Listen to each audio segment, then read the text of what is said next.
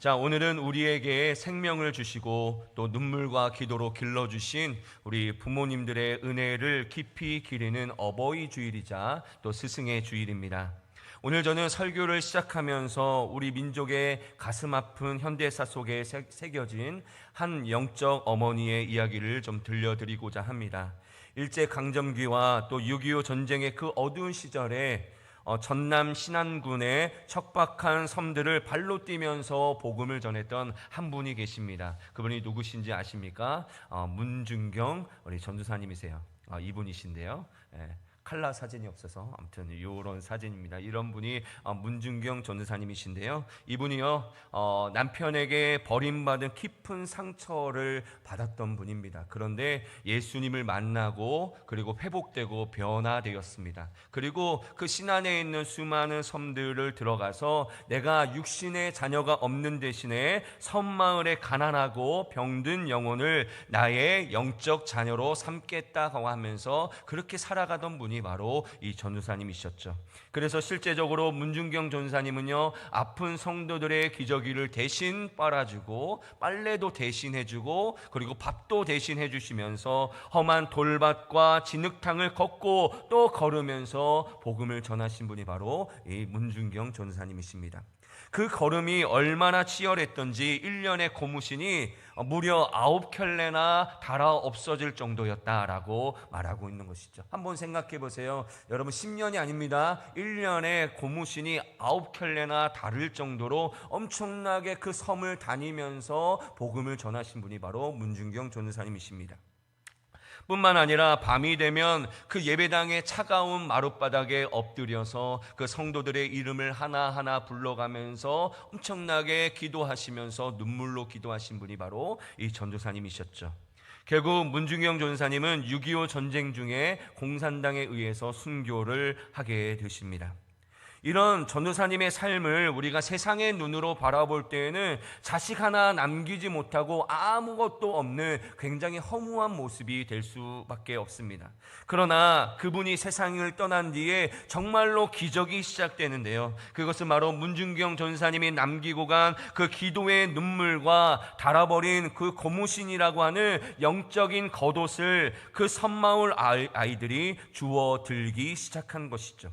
그 기도를 먹고 자란 사람들이 어떤 마음을 가졌습니까? 그 한국교회를 내가 다시 일으키겠다, 내가 이 땅의 복음의 물결을 다시 일으키겠다라고 하는 그 마음의 열정을 가졌고, 훗날 정말 수많은 사람들이 한국교회의 영적인 지도자가 되어서 많은 성도들에게 영향력을 미치는 그런 사람들이 되었던 것이죠.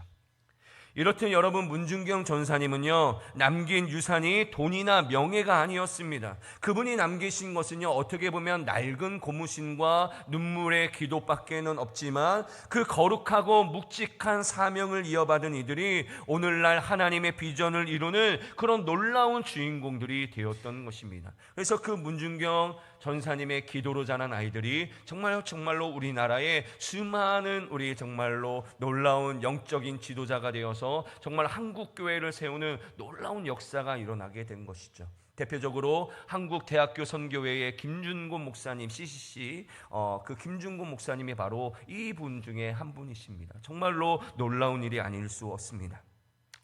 오늘 본문에도 이와 똑같은 장면이 등장하고 있습니다. 평생의 치열한 영적 전투를 마치고 하나님께 부름을 받은 스승 엘리야와 그리고 그가 남긴 겉옷을 주워든 제자 엘리사의 이야기입니다. 여러분, 엘리야가 남긴 겉옷은요 화려한 비단옷이 아니었습니다.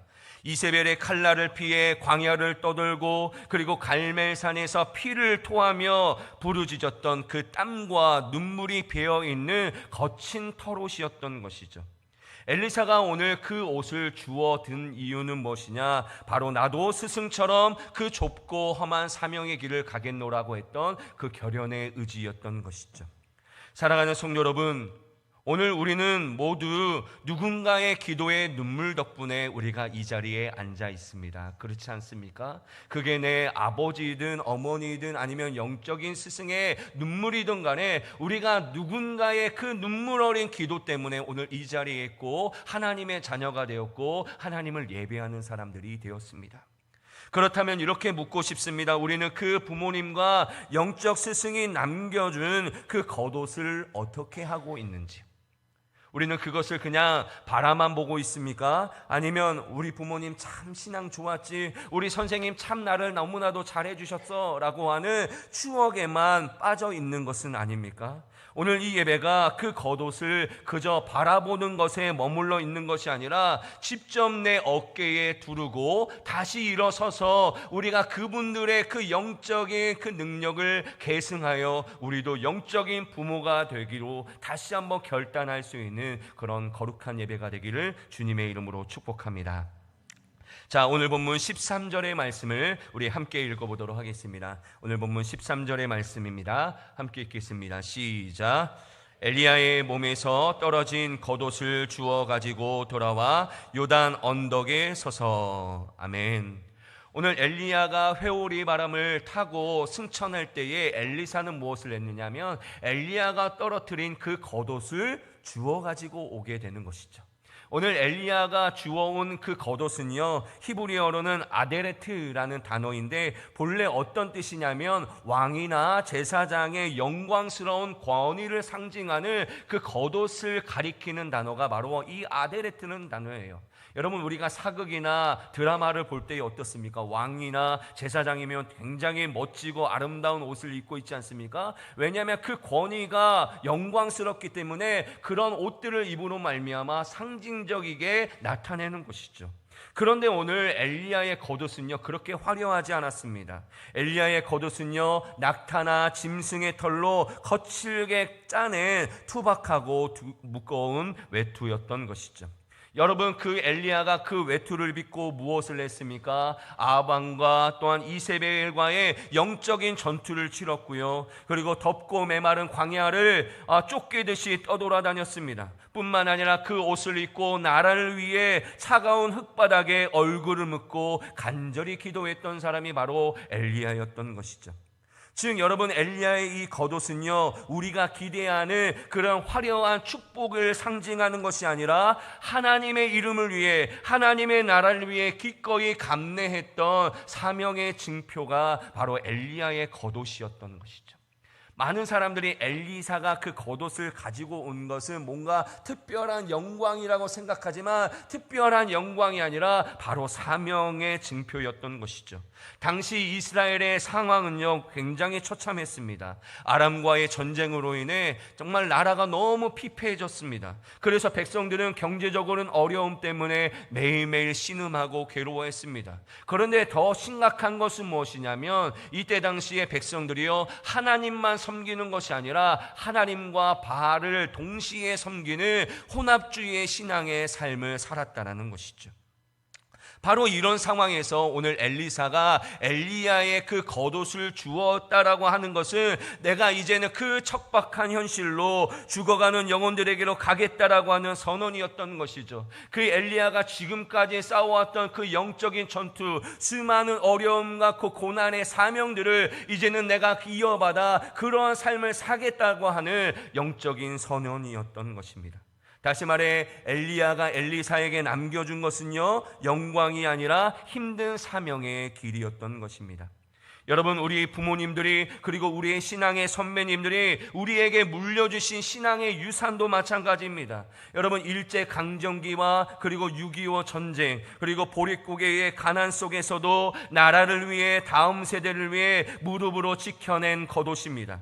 세상의 유혹과 가난 속에서도 하나님 한 분이며 충분하다며 타협하지 않았던 야성의 옷이 바로 우리의 선배들이 우리에게 남겨준 겉옷이라는 것이죠. 우리는요, 이 유산을요, 가볍게 여겨서는 안 됩니다. 부모의 신앙을요, 벽에 걷어둔 장식품처럼 만들어서는 안 된다는 것이죠. 오늘 엘리야처럼 그 옷을 내 어깨에 두르고 이제 일어나 우리도 기도의 자리로 가야 한다라고 말하고 있는 것이죠. 왜냐하면 여러분, 우리가 살아가고 있는 이 시대도 얼마나 영적인 전투가 치열한지 모르겠습니다. 돈이면 최고다라고 하는 세속주의와 그리고 진리는 아무것도 아니다, 진리는 없다라고 하는 허무주의가 우리를 지금도 삼키려고 하고 있습니다. 이때 우리에게 필요한 것은 무엇이냐? 바로 우리의 부모님들이 목숨을 걸고 지켰던 그 기도의 야성을 우리는 회복해야 된다는 것이죠. 그 기도의 야성이 우리가 회복되어야만 우리의 자녀들, 우리의 가정을, 우리의 교회를 지켜낼 수 있게 된다는 것입니다. 우리가 왜 지금도 나약하게 픽픽 쓰러지고 있습니까? 왜 우리가 조그마한 상황이 있어도 우리가 예배의 자리, 기도의 자리를 우리는 왜 떠나고 있습니까? 우리 기도의 야성을 잃어버린 거예요. 신앙의 야성을 잃어버렸기 때문입니다. 우리가 그 겉옷을 입어야만 우리의 가정도, 우리의 다음 세대도 지켜낼 수 있게 되는 것이죠. 그런데 여러분, 단순히 우리의 굳은 그런 의지만으로는 안 된다는 것을 우리는 너무나도 잘 알고 있어요. 그래서 오늘 엘리사는요, 무엇을 구하냐면 능력을 구하게 되는데, 오늘 본문 9절의 말씀을 함께 읽어보도록 하겠습니다. 오늘 본문 9절의 말씀 함께 읽겠습니다. 시작.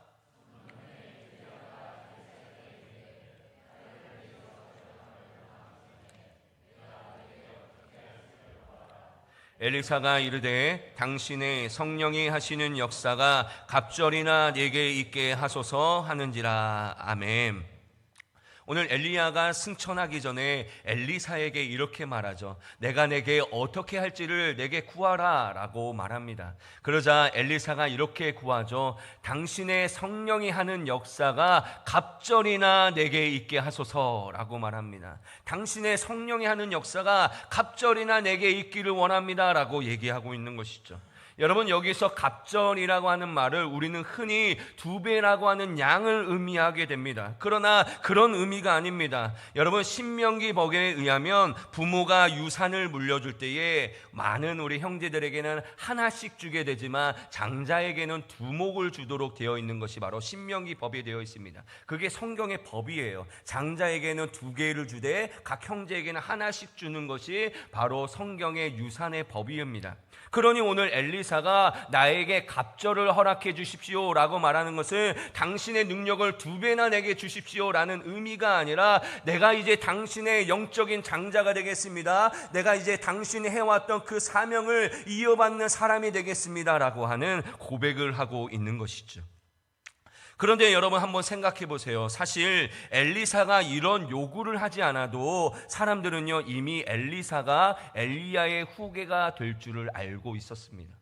오늘 우리가 읽지는 않았지만 앞부분을 보면 어떤 내용이 있냐면 엘리야가 베델과 그리고 여리고와 요단을 계속 걸어갈 때에 오늘 엘리사가 함께 따라가는 것을 보게 됩니다. 따라오지 말라고 해도 엘리사가 같이 따라가요. 그런데 그렇게 따라가는 현장을 보면서 선지자의 무리들이 엘리사에게 엘리야를 어떻게 표현하냐면 당신의 선생이라고 표현합니다. 당신의 선생, 이게 무슨 뜻이겠습니까? 나의 선생이 아니라 당신의 선생이라고 하는 것은 즉 엘리사가 엘리야의 후계자라는 것을 인정하고 있는 것이죠. 그리고 여러분, 엘리사 본인도요, 처음 엘리야에게 부름을 받았을 때에 자신이 후계자가 될 것을 알고 있었습니다. 그렇다면 왜 오늘 엘리사는 굳이 엘리야에게 나를 장자로 인정해 주십시오 라고 하는 이야기를 했을까? 그렇지 않습니까? 이미 내가 지금 후계자로 인정을 받고 사람들도 다 그렇게 인정을 하는데 굳이 오늘 마지막 그 순간에 나를 영적인 장자로 인정해 주십시오 라고 말하고 있는 것이죠. 여러분, 그 이유가 있습니다. 그것은 바로 지금 엘리야에게 필요한 것은 남들의 인정이 아닙니다. 와, 엘리사, 엘리야의 진짜 후계자야, 저분은 진짜 엘리야의 후계자야 라고 하는 소리를 듣고 싶은 게 아니에요. 오늘 엘리사는요, 그 사명을 감당해낼 능력이 필요하다는 것을 너무나도 알고 있었던 것이죠. 여러분, 장자가 2몫을 받는 이유는요, 더 많이 누리려고, 더 많이 누리라고 해서 그에게 주는 것이 아닙니다. 아버지가 떠난 뒤에 이 남은 가족들을 잘 지키라고 하는 책임감 때문에 그에게 2몫을 주는 것이죠. 마찬가지로 오늘 엘리사는요, 엘리야가 떠난 뒤에 짊어져야 할 책임이 너무나도 막중했기 때문에 엘리야와 똑같은 그 성령의 능력이 내게 덮이지 않고서는 도저히 할 수 없다고 성령의 능력을 절규하며 구하고 있는 것을 보게 되는 것이죠. 여러분 오늘 엘리사의 심정을 여러분 한번 생각해 보세요. 여러분 엘리야가 얼마나 위대한 선지자입니까? 정말로 그 이세벨과 그리고 아합과 맞짱 써서 여러분 그 갈멜산에서 하나님의 그 놀라운 불을 임하게 한 것이고, 그리고 많은 이 땅에 3년 6개월 동안 비도 내리지 않는 이 땅에 비를 내리게 해서 기도한 사람이 바로 엘리야 아니겠습니까? 그런데 그런 엘리야의 뒤를 잇는다고 하는 것은요, 아마 엘리사에게 엄청나게 부담이 됐을 거예요. 그래서 오늘 엘리사는요 간절히 기도하는 거예요. 내가 뭐 당신의 그런 영감, 갑절의 영감, 2배의 영광이 아니라 내가 당신의 영적인 장자로 서게 될 때에 당신에게 머물렀던 그 성령의 역사가 내게도 머물기를 원합니다 라고 기도하고 있는 것이죠. 사랑하는 성도 여러분, 오늘 우리가 교회를 올바르게 세우고 우리의 가정을 신앙으로 온전하게 지켜내기 위해 필요한 것도 바로 성령의 능력입니다. 믿으십니까? 여러분, 우리가 우리의 가정을 뭘로 지켜낼 수 있겠습니까? 여러분, 돈으로 지켜낼 수 있겠습니까?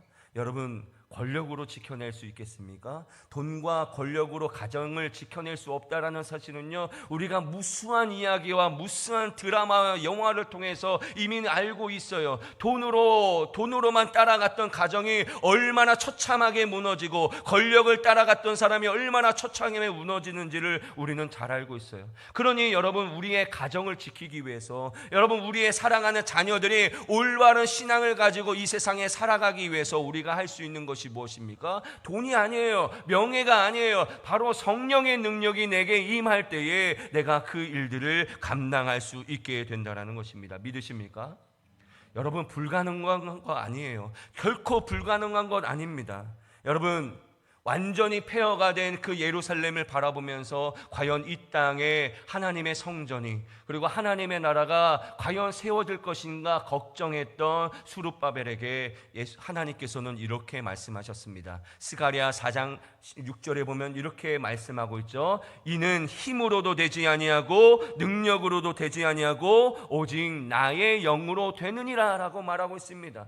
눈에 보이는 이런 척박하고 황폐한 땅에 어떻게 하나님의 성전이 지어질 수 있을까? 어떻게 나라가 세워질 수 있을까? 염려하며 걱정하는 수룹바벨에게 너의 힘으로 하는 게 아니야, 너의 능력으로 하는 게 아니야, 오직 나의 영이 임할 때에 너희가 이 일들을 감당할 수 있겠다라고 말씀하고 있는 것이죠. 여러분, 우리가 의지해야 될 것이 바로 여기에 있다는 것이죠. 그러니 우리가 이 시간부터 하나님 앞에 이렇게 기도했으면 좋겠습니다. 한번 기도의 우리 문을 한번 띄워주시겠습니까? 자, 우리 함께 읽어보도록 하겠습니다. 시작. 하나님, 우리 부모님을 붙드셨던 그 성령님, 이제 제게도 임하여 주시옵소서. 제가 그 영적 장자가 되어 우리 가문과 교회를 세우겠습니다. 아멘. 여러분들, 우리가 이런 기도를 해야 됩니다. 여러분, 우리의 부모님들이 굉장히 좋은 환경에서 신앙을 지켜낸 게 아니에요. 여러분, 지금보다 우리보다 더 척박하고 더 어렵고 더 힘든 상황 가운데 그 믿음을 지켜낸 거예요. 일제강점기와 6.25 그 전쟁 속에서도 그들이, 우리가 지금 교회가 이렇게 설 수 있는 것은요, 그들이 그 상황 가운데서도, 어려운 가운데서도 기도의 야성, 하나님을 붙들고 하나님을 의지했던 그 믿음이 있었기 때문에 여러분, 우리나라가 이렇게 잘 살고 우리가 이렇게 풍요롭게 살아가고 있는 것 아니겠습니까? 그러니 여러분, 우리가 이제 기도해야 될 것은 바로 이런 기도예요. 하나님, 그분에게 임하셨던 그 성령께서, 우리의 신앙의 선배들에게 임했던 그 성령님이 이제 내게도 임하여 주셔서 내가 이제 다시 한번 이 세상 가운데 기도의 야성을 가지고 하나님께 기도하며 하나님께 예배하며 이 나라를 살려낼 수 있는 그런 영적인 거장이 되게 하여 주시옵소서. 여러분, 우리가 그렇게 기도해야 된다는 것이죠. 마지막으로 우리가 반드시 기억해야 될 사실이 하나 있습니다. 그것은 바로 겉옷 자체가 주인공이 아니라는 점이에요. 기적의 원천은요, 겉옷이 아니라 바로 하나님이라는 것이죠. 여러분, 우리가 아무리 부모의 신앙을 흉내낸다 하더라도 하나님과 나 사이에 인격적인 관계가 없다면요, 그것은 하나의 껍데기에 불과한 것입니다. 아무리 부모의 신앙을 내가 흉내낸다 하더라도 하나님과 나와의 인격적인 관계가 이어지지 않으면요, 아무런 소용이 없다라는 것이죠. 그래서 오늘 본문 14절을 보면 이렇게 기록하고 있습니다. 우리 14절의 말씀 함께 읽겠습니다. 함께 읽겠습니다. 시작. 엘리야의 몸에서 떨어진 그 겉옷을 가지고 물을 치며 이르되 엘리야의 하나님 여호와는 어디 계시니까 하고 그도 물을 치매 물이 이리저리 갈라지고 엘리사가 건너니라. 아멘. 오늘 이 우리말 성경을 읽으면 엘리사가 요단강을 한 번 친 것으로 오해할 수도 있습니다. 그러나 원어 성경을 보면 2번 쳤다라고 기록하고 있어요. 그래서 그 다음에 보면 제가 사역한 내용이 있는데 함께 또 읽어보도록 하겠습니다. 시작. 엘리사에게서 떨어진 겉옷을 가지고 물을 치며 이르되 엘리야의 하나님 여호와는 어디 계시니까 하고 그가 다시 물을 치매 물이 이리저리 갈라지고 엘리사가 건너니라. 아멘. 오늘 놀랍게도 엘리사가 처음으로 그 요단강을 겉옷을 가지고 쳤을 때는요, 요단강에 아무런 미동이 없는 거예요. 왜 그랬을까? 분명히 아까 전에 8절에 보니까 엘리야는요 겉옷을 쳤더니 요단강이 갈라졌거든요. 그런데 오늘 엘리사가 그 겉옷을 가지고 한번 딱 내리쳤더니 아무런 미동을 하지 않는 거예요. 그 이유는 무엇이냐? 바로 그 첫 번째 타격은요 엘리야의 능력을 모방한 거예요. 그 겉옷이라고 하는 도구에 의존했던 것이죠. 하나님을 의지한 것이 아니라 이 겉옷이 이 기적을 베푼 것 아닐까, 그런 생각을 가지고 엘리사가 쳤던 것입니다. 그러나 엘리사는요 즉시 깨닫습니다. 기적은요 옷에서 나오는 것이 아니라 하나님으로부터 나온다라는 사실을 깨달은 거예요. 그래서 즉시 이렇게 부르짖는 것이죠. 엘리야의 하나님 어디에 계십니까? 엘리야의 하나님 어디에 계십니까? 나를 도와주십시오 라고 하면서 두 번째 내려치게 될 때에 그때 요단강이 갈라지는 것을 보게 되는 것이죠. 여러분, 이것이 핵심입니다. 여러분, 부모님의 신앙은요 우리에게 훌륭한 토대가 되지만 결국 그 부모님의 하나님이 나의 하나님이 되셔야 한다는 거예요. 아무리 우리의 부모님이 장로님이고 아무리 우리의 부모님이 기도를 많이 하시는 분이라도 여러분 그거는요 나와 아무런 상관이 없는 거예요. 여러분, 내 하나님이 되셔야만 해요. 그 부모님의 하나님이 내 하나님이 되실 때에 내 삶 가운데 놀라운 역사가 일어나는 거예요. 나와 하나님과의 뜨거운 만나, 나와 하나님과의 친밀한 교제가 있을 때에 비로소 요단강이 갈라지고 영적인 능력이 나타나고 우리가 정말로 힘들고 어려울 때도 다시 일어설 수 있는 그 능력이 우리에게 나타날 수 있게 되는 것이죠. 여러분, 우리가 다른 사람들의 신앙 뒤에 숨어 있는 것이 아니라 오늘 우리가 해야 될 것은 나의 하나님을 대면할 수 있는 시간을 만들어야 한다는 것이죠. 아무리 저 사람 하나님 저렇게 역사하시네, 여러분 그게 우리와 무슨 상관이 있습니까? 여러분, 그게 내 힘이 아니잖아요. 내 경험이 아니잖아요. 내가 하나님을 만나야죠. 내가 하나님의 경험을 느껴야죠. 내 삶 가운데 하나님의 능력이 나타나야죠. 내가 힘들고 어려울 때에도 다시 일어설 수 있는 능력을 내가 공급받아야죠. 아무리 옆에 있는 사람이 공급받아도요 나와 아무런 상관이 없는 거예요. 여러분이 여러분의 하나님을 만나셔야 하는 것이죠. 그러므로 오늘 우리에게 필요한 것은요 바로 그 두 번째 타격이에요. 다른 사람의 하나님이 아니라 나의 하나님을 의지하고 나의 하나님을 믿고 나아가는 것, 그것이 바로 우리에게 필요하다라는 것이죠. 우리가 하나님과 친밀하지 않으면요 아무런 소용이 없는 것이죠. 다시 한번 말씀드립니다. 여러분, 우리 부모님들이 1920년대, 30년대, 40년대, 여러분 그때 당시에 우리나라가 얼마나 척박했습니까? 얼마나 힘들었습니까? 먹고 살기 얼마나 힘들었어요. 그런데 여러분, 그분들이요 신앙을 놓았으면요 여러분 우리가 지금 교회라고 하는 게 있을 수가 없는 거예요. 그 순간에도 그분들이 믿음을 가지고 일을 하며 열심히 자녀를 위해 눈물을 흘리며 기도했더니 여러분 지금 우리나라가 이렇게 발전하고 지금 우리나라가 이렇게 많은 나라에 선교사를 파송하고 어디를 가든지 교회가 있는 그런 아름다운 나라가 된 거예요. 그렇다면 여러분, 우리가 그 영적인 능력을 계승해서 우리도 우리 다음 세대에게 그런 교회와 그런 신앙을 물려주어야 되는 것 아니겠습니까?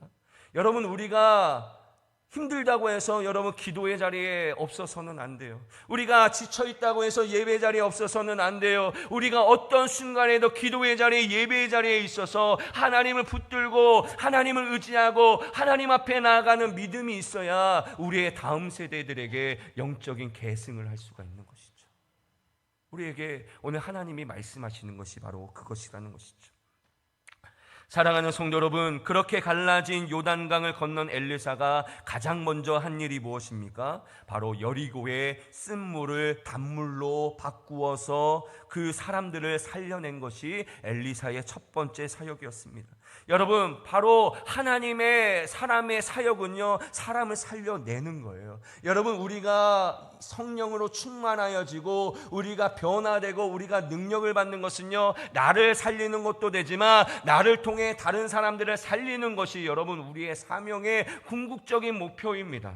한번 생각해 보세요. 우리 부모님들의 눈물의 기도로 말미암아 우리의 메마른 영혼들이 살려냈던 것처럼 이제는 우리가 이 상동 지역에, 그리고 우리 교회의 다음 세대들에게, 그리고 각 가정의 자녀들에게 정말로 살려내는 은혜를 줄 수 있는 그런 영적인 부모들이 되어야 되지 않겠습니까? 여러분, 세상에 치열한 경쟁과 물질주의라고 하는 우상 앞에 내몰린 우리 아이들에게 필요한 것은요, 세상의 스펙이 아니에요. 공부를 아무리 잘하면 무엇입니까? 그 삶의 의미를 모른 채 살아가면 아무런 소용이 없어요. 정말로 중요한 것은 내가 아이들이 하나님을 만나고 변화되어서 내가 어떻게 살아가야 할지 그 의미를 깨닫고, 그래서 나만을 위해 살아가는 것이 아니라 내가 함께 살아가고 있는 수많은 사람들을 살려낼 수 있는 이런 정말로 놀라운 영적의 축복의 아이로 자라나게 하는 것이 여러분 우리가 좋아야 할 것 아닙니까? 바로 우리가 눈물로 지은 그 기도의 겉옷과 말씀의 겉옷을 우리 사랑하는 자녀들에게 물려주어야 하는 것이죠. 오늘 예배가 과거를 추억하는 시간으로 끝나지 않기를 바랍니다. 나를 위해 눈물을 흘려주신 우리 육신의 부모님과 영적인 스승들에 대한 은혜에 감사하는 것을 넘어서서 이제는 우리가 그 영적인 겉옷을 입고 이제는 우리가 기도의 야성을 회복하고 우리가 다시 하나님을 붙들고 다시 하나님 앞으로 나아가는 신앙을 회복해서 우리 사랑하는 다음 세대에게 좋은 것을, 유산을 물려줄 수 있는 우리 사랑하는 성도님들이 되셨으면 좋겠습니다. 우리 다음 세대의 아이들이 자라날 때 교회가 없어지면 여러분 어떨까요? 한번 생각해 보세요. 우리 아이들이 정말로 그렇게 많이 벌고 좋은 직장에 다니면서도 매일매일 허무하고 매일매일 지쳐있고 내가 왜 살아가는지 모른 채 그렇게 살아가고 있노라고 생각한다면 여러분은 어떠십니까? 여러분, 그런 인생이 되면 안 되지 않겠습니까? 여러분, 우리가 우리 자녀들에게 삶의 의미, 삶의 목적, 우리 신앙을 물려줄 수 있어야 돼요. 우리가 지금 놓치지 않으면요, 우린 골든타임을 지나게 됩니다. 여러분, 지금 우리가 다시 부여잡지 않으면요, 우리의 신앙의 선배들이 가지었던 그 기도의 야성을 회복하지 않으면, 그 신앙을 회복하지 않으면, 그 사명의 겉옷을 회복하지 않으면요, 우리 아이들은요, 희망 없이 그냥 그렇게 살아가게 될 거예요. 여러분, 이 땅에서 잘 먹고 잘 살아가는 게 뭐 그렇게 중요합니까? 100년 사는 거 여러분 중요하지 않아요. 정말 우리가 하나님 앞에 서게 되는 영원한 생명이 있을 때에 그 영원한 생명을 내가 어떻게 살아가느냐가 중요한 것 아니겠습니까? 그럴 때 우리 사랑하는 자녀들에게 무엇을 줄 수 있겠습니까? 우리의 신앙을 물려줘야 되지 않겠습니까? 그러므로 사랑하는 성도 여러분, 여러분들이 영적인 부모가 되셨으면 좋겠습니다. 능력의 영적의 부모가 되어주셨으면 좋겠어요. 그래서 우리 부모님들, 우리 자녀들에게 정말로 신앙을 물려주어서 우리 자녀들이 믿음 안에서 잘 자라갈 수 있는 우리 믿음의 아이로 키워갈 수 있는 우리 사랑하는 성도님들이 다 되시기를 주님의 이름으로 축복합니다.